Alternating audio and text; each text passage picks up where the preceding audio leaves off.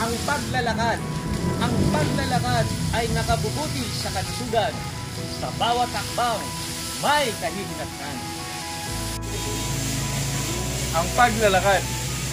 Ang paglalakad Ay nakabubuti sa kalusugan. sa bawat hakbang May kahihinatnan. sigla ng katawan, kapayapaan ng isipan, kaginhawahan ng kalooban,